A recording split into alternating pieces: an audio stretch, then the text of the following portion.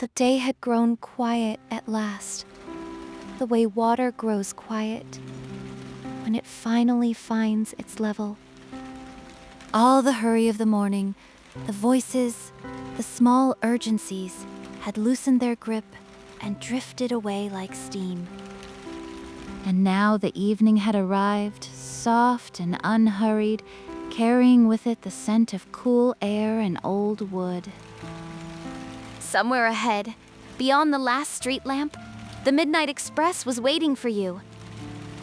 You walked slowly toward it, your footsteps unhurried on the gravel path, each step lighter than the last.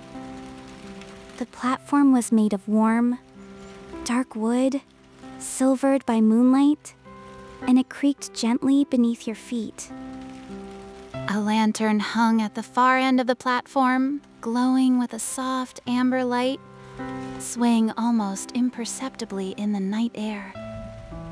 The train stood before you, ancient and wonderful, its brass fittings polished to a gentle gleam.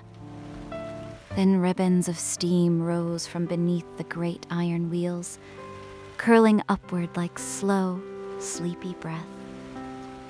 And you could hear very faintly the sound of crickets somewhere in the long grass, singing their endless, restful song.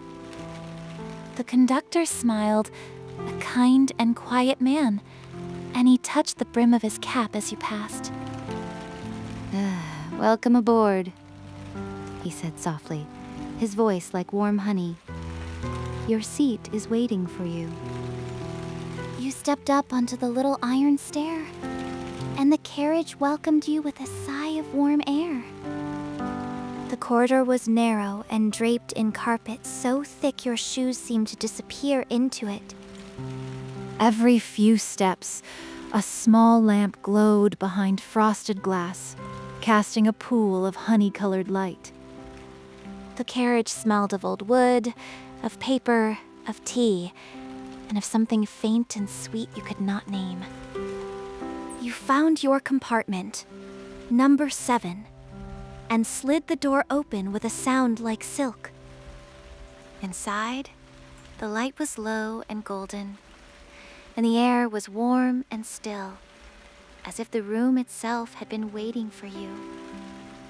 There was a window seat, deep and soft, covered in velvet the color of dusk. You sank into it, and the cushion accepted you the way a quiet shore accepts a wave. You closed your eyes for just a moment and felt the whole weight of the day leave your shoulders.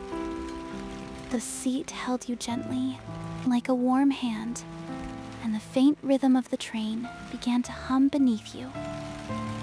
Through the window, the moon hung low and full, silvering the platform, the trees, the sleeping fields beyond. And somewhere far away, a bell chimed soft and slow, once, twice, 3 times.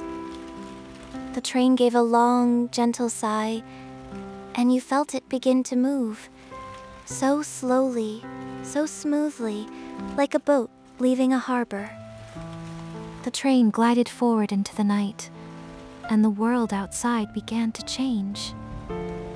First, the fields, then the hedgerows, and then, rising around the tracks like a soft green wall, the forest. The forest was old, and deep, and endlessly patient, its trees tall and dark, and full of quiet wisdom. The train did not hurry. It moved through the trees the way a thought moves through a quiet mind. Outside the window, the leaves whispered to one another in a language of soft rustling, a sound like gentle rain. Every now and then, a branch would brush the roof of the carriage, and the sound was like a mother's fingertips on a sleeping child's cheek. And then, out of the darkness came the fireflies, thousands of them drifting past the window like slow, golden snow. They rose and fell on the evening air, each one a tiny lantern, each one content to wander without purpose. You watched them for a long time, your breath slow and even, your thoughts as soft as the passing light. A knock came at the door, so gentle you almost mistook it for the wind.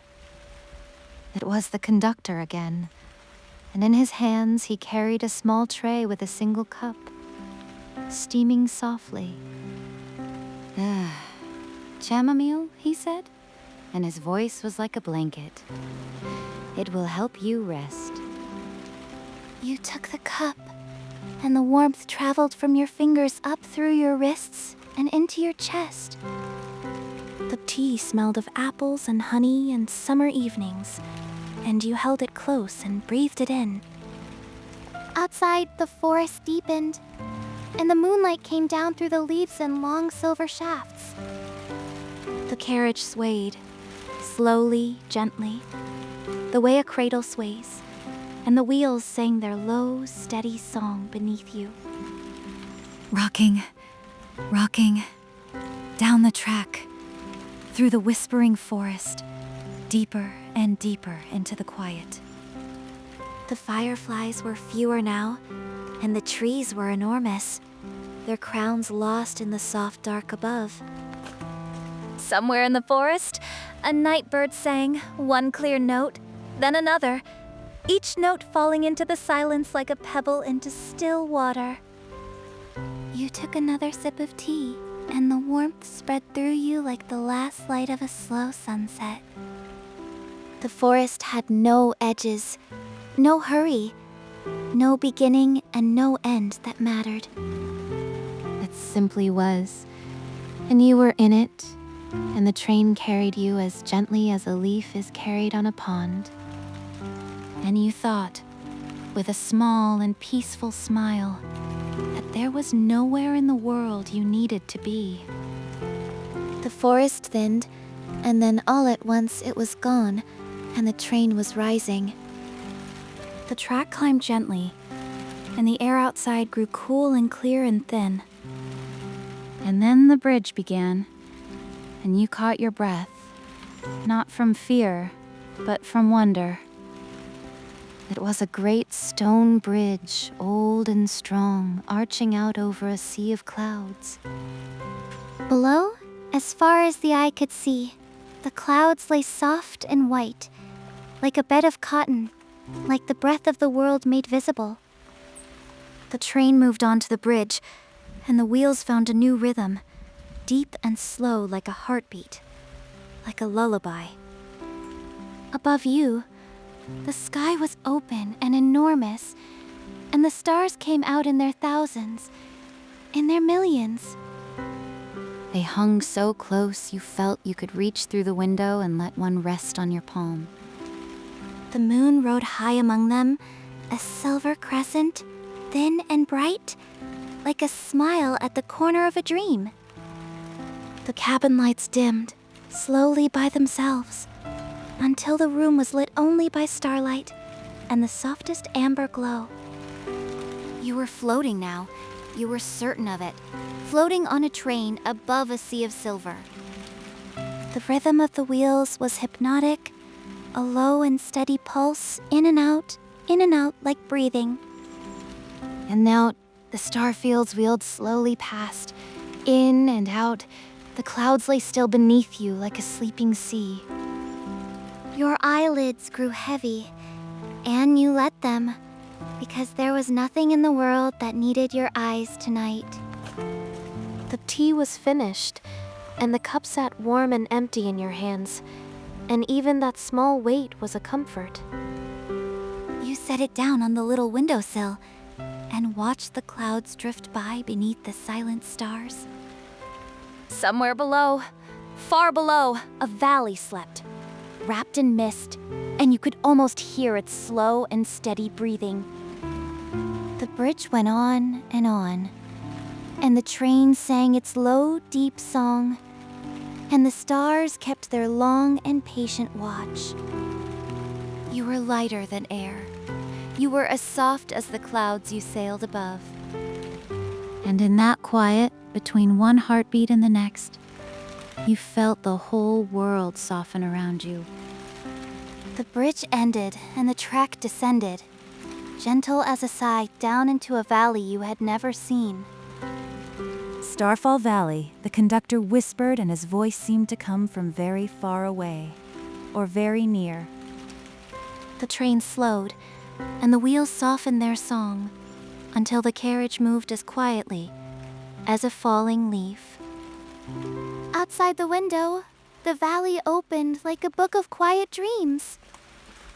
Small cabins stood among the meadows, their windows lit with warm, low light, like candles in a silent church.